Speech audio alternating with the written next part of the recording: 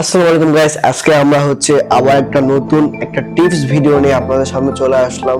আজকে আমরা যে ফার্স্ট অফ অল যে টিপস গুলো দিব সেই টিপস গুলো আপনারা সবাই আপনাদের ড্রোনে আপনারা মেনে চলবেন। এই টিপস গুলোর মধ্যে সর্বপ্রথম যে টিপসটি আমি বলবো, এবং তার আগে কথাটা বলে নিই, আমি এই টিপস গুলো প্রত্যেকটি ড্রোনে আপনারা ইউজ করবেন। যেহেতু কিছু কিছু জায়গায় এই জিনিসগুলো প্রয়োজন হয় না, তাও সেগুলো আমি বলবো। কারণ DJI নিউ ড্রোন গুলোতে আপনার এনডি ফিল্টার কোম্পানি থেকে দেয় না, আর মিনি 4 এগুলোতে দেয় না, মিনি 5 এ দেয়। অন্যান্য ড্রোন গুলোতে আপনারা এনডি ফিল্টার পাবেন, বা আপনারা বাইরে থেকে এনডি ফিল্টার কিনে নিতে পারেন। সবকিছু আমি বলতেছি, আপনারা ভিডিওটা ভালো করে দেখুন, তাহলে বুঝতে পারবেন। প্রথম টিপসটা আপনারা যখন একটা ড্রোন চালাবেন বা ফ্লাইট দিবেন আপনাদের এয়ারক্রাফটটা, তখন আপনারা অবশ্যই চেষ্টা করবেন ব্যাটারি চার্জটা যেন ফুল থাকে। যেমন 70% চার্জ আছে, এই ক্ষেত্রে না চালানোটাই বেশি বেটার, কারণ এটা একটা ব্যাটারি। হ্যাঁ, ব্যাটারিগুলো ভালো হয় DJI, তাও আমি বলতেছি আপনারা চার্জ নেবেন। ধরেন আজকে চার্জ দিলেন, 3-4 দিন গেল, আপনার ফুল চার্জ আছে, তারপর একবার লাগাই দেখবেন। কারণ কিছু কিছু ড্রোনে আপনার ব্যাটারি ব্যাকআপটা একটু চলে যেতে পারে। যেহেতু এটা একটা ব্যাটারি, অবশ্যই এটা একটা মাইনাস দিকও আছে। কোনো কিছু চলাচলের কারণে যদি চলাচল যেটুকু হয়, ওখানে কিন্তু একটু চার্জ খায়, বা একটা জিনিস পড়ে থাকলে ওটা চার্জ একটু ড্যামেজ হয়। সেই জন্য আপনারা সবসময় চেষ্টা করবেন একটা ড্রোন ফ্লাই করার জন্য আপনারা সর্বপ্রথমে যে এয়ারক্রাফটের ব্যাটারিটা থাকবে সেটা আপনারা ফুল চার্জ ইউজ করবেন। একটা এয়ারক্রাফটের ভিডিও বানালেন, ওখানে 10 মিনিটে ফেলে নিলেন, আপনার আরো চার্জ আছে 40%, সেই ক্ষেত্রে ওটা আপনারা ইউজ করতে পারেন। কিন্তু আপনারা চেষ্টা করবেন 20% এর নিচে গেলে, বা 20% যখনই হবে তার আগে আপনি এয়ারক্রাফটটা ঘুরে নেবেন। যেহেতু DJI লেখা থাকে ব্যাটারি যতদূর পর্যন্ত ওদের রেঞ্জ যায়, তারপরে কতটুকু ব্যাটারিতে আবার চলে আসতে পারবে, সেরকম একটা রেঞ্জের মধ্যে ওদের একটা ফাংশন আছে। আপনারা তাও এটা চেষ্টা করবেন, যেহেতু ওটা টেকনোলজি, আর এটা টেকনোলজি অনেক সময় মিস্টেকও হয়ে থাকে। ফার্স্ট টিপসটা দিলাম। দ্বিতীয় টিপসটা দিব, আপনারা ভিডিওটা ভালো করার জন্য আপনারা 4K তে ভিডিও করতে পারেন। 4K তে ভিডিও করলে অনেকে মোবাইলে বা অনেকে যেটাই হোক সাপোর্ট খায় না। অনেকে ক্যাপকাটে ভিডিও বানান টেম্পার লাগিয়ে, ওখানে আপনারা দেখবেন অনেক ভিডিও 4K তে হয় না, বা অনেক হতে পারে আইফোনে আপনার থার্ড পার্টি সাপোর্ট করে না অ্যাপ, মানে অ্যাড গুলো, ওগুলো আপনার হতে পারে, বা প্রিমিয়াম কিনলে আপনাদের হবে। সরি গাইস, এটা আপনার দ্বিতীয় টিপসটা আপনার মেন আপনারা ভিডিওর সামনে যে এনডি ফিল্টার গুলো থাকবে, একটা ভিডিওতে আপনারা দেখবেন কেমন ওয়েদারটা কেমন আছে। আজকে ওয়েদারটা রোদের কারণে যদি মেঘ বোঝা না যায়, তাহলে আপনারা এনডি ফিল্টার ইউজ করতে পারেন। যেহেতু আমার DJI Air 3s, সেই ক্ষেত্রে আমার ড্রোনের সঙ্গে 3টা এনডি ফিল্টার দেওয়া হয়েছে। আমি এনডি ফিল্টার গুলো আপনাদের দেখা হচ্ছে। সরি, এনডি ফিল্টার গুলো অনেক সুন্দর একটা কেসিং আছে এদের। এটা DJI Air 3s। আমার সেই ড্রোনটা ইউজ করি, এই ড্রোনটা এই এনডি ফিল্টারটা কোম্পানি থেকে দেওয়া হয়। মিনি 4 Pro তে আপনারা এসব এনডি ফিল্টার গুলো আপনারা পাবেন না, বাজার থেকে কিনতে হয়। কিন্তু মিনি 5 Pro তে এনডি ফিল্টার পাবেন আপনারা, 3টা এনডি ফিল্টার পাবেন। পারলে আপনারা আরো কিনে নিতে পারেন, বা এমন এনডি ফিল্টার আছে যে আপনার ঘুরালে কালো এরকম হয়। এখনকার যুগে আমার মনে হয় যেটা কালার রেডিং না করে যদি আমরা এনডি ফিল্টারের দিকে একটু আগাই, তাহলে ভিডিওটা অনেক র ফুটেজটা অনেক ভালো দেখাবে। সেই ক্ষেত্রে আমি বলতেছি আপনারা সবসময় চিন্তা করবেন এনডি ফিল্টারটা ভালো যেন হয়। কোম্পানি থেকে যে এনডি ফিল্টার দেয় অবশ্যই ভালো হবে, এবং ওরা 3টা এনডি ফিল্টার দেয়। আপনারা বাইরে থেকে কিনে নিয়ে আসবেন এনডি ফিল্টার।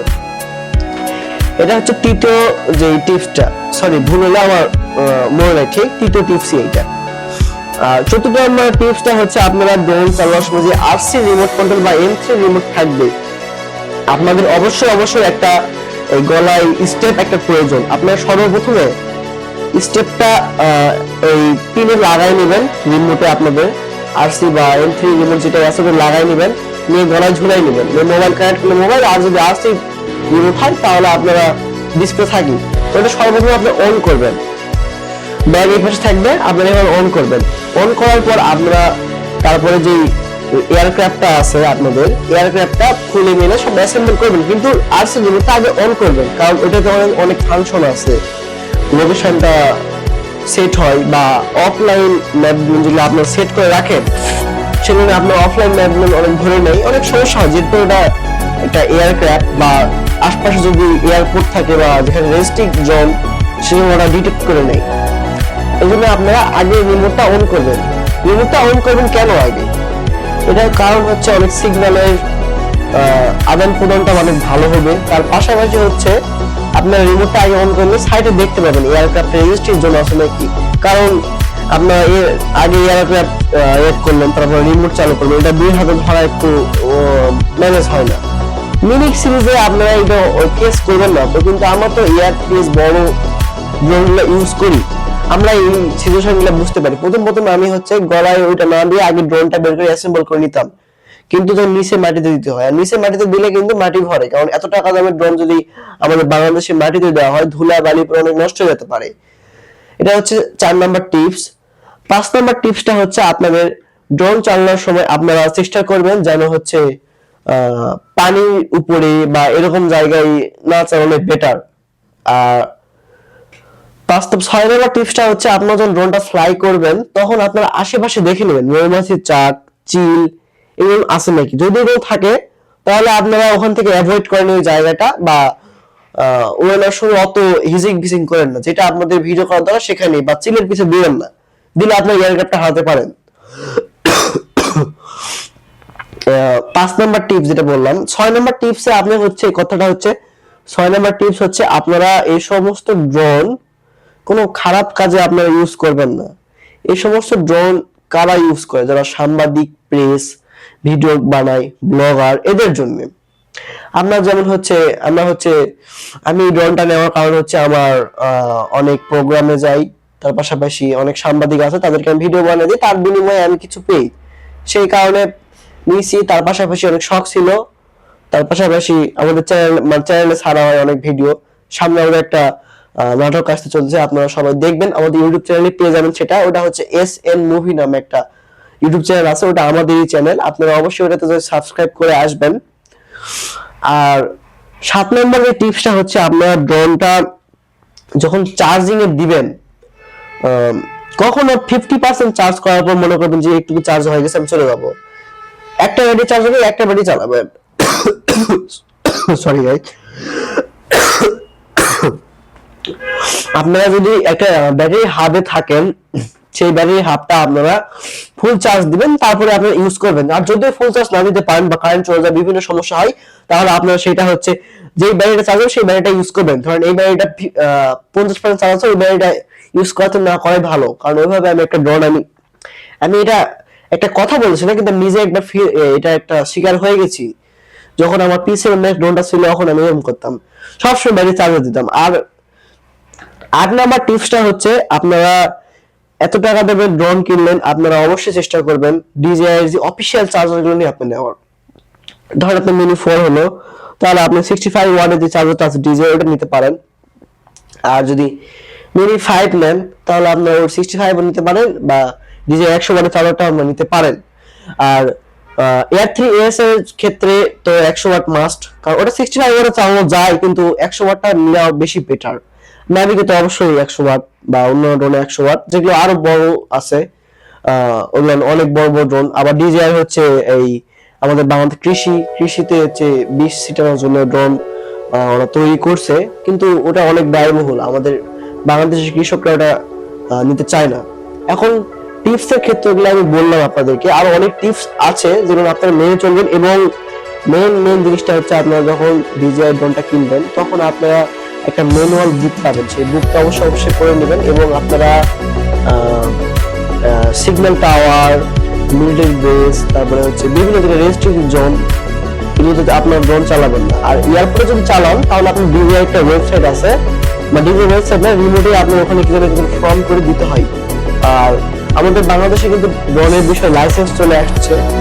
যেহেতু আমার ড্রোনের লাইসেন্সটা হয় নাই, কারণ আমার বয়সটা হয় নাই তেমন, 18+ হলে ইনশাল্লাহ আমি লাইসেন্সটা করে ফেলবো, কারণ আমরা সব জায়গায় ভিডিও বানাই, এটা লাইসেন্স প্রয়োজন।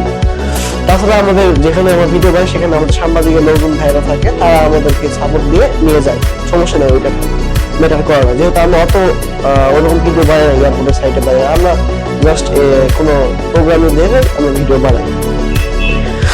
আর আপনারা ড্রোন বিষয়ে আপনারা হচ্ছে আর আরেকটা জিনিস করতে পারেন, সেটা হচ্ছে আপনারা যখন একটা ব্যাগ ইউজ করবেন ড্রোনের, সেটা ব্যাগটা অবশ্যই ক্লিন করার চেষ্টা করবেন।